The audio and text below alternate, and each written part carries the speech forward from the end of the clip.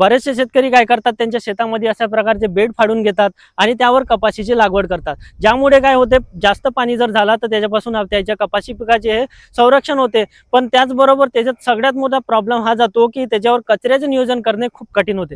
त्याकरता मी एक उपाय सांगतो, जो बरेचशा शेतकऱ्यांनी करून पण बघितला असेल आपल्या शेतात आणि बरेचशा शेतकऱ्यांना करण्याचं ठरवलं पण असेल। त्याकरता तुम्हाला काय करायचं आहे, ज्या दिवशी आपली लागवड आहे किंवा आपली लागवड झाल्याच्या दुसऱ्या दिवशी तुम्हाला बिननाशकाची फवारणी करणे आहे। बिननाशकाच्या फवारणी सोबत तुम्ही कांद्याचं तणनाशक टाकू शकता, ज्यामुळे काय होईल, जो निघालेला कचरा आहे, अशा प्रकारचा जो निघालेला कचरा आहे तो पूर्णपणे जळून खाक होईल आणि तुमचं बिननाशक फवारल्यामुळे तुमच्या जमिनीतून जो निघणारा कचरा आहे तो निघणार नाही। 40 ते 45 दिवसापर्यंत त्याचं नियोजन होईल, तोपर्यंत आपली पराठी किंवा कपाशीचं पीक हे वाढून येते आणि त्यानंतर कचऱ्याचं नियोजन आपल्याला करणे सोपी जाते। तर अशा प्रकारचं तुम्हाला बिननाशक यावर फवारणे, त्याच्यामध्ये तुम्हाला जर तुमची जमीन कोरडी असेल तर तुम्ही कोरड्या जमीन जर तुम्ही लागवड करत असेल तर तुम्ही पेंडामिथॅलिन या घटकाचा फवारणी करू शकता। पेंडामिथॅलिन मध्ये तुम्ही कांद्याची तणनाशक एका लिटर मध्ये 100 ml कांद्याचं तणनाशक टाकू शकता, त्यामुळे आपला निघणारा कचरा हा पूर्णपणे थांबेल आणि निघालेला कचरा कांद्याच्या तणनाशकामुळे पूर्णपणे जळून खाक होईल।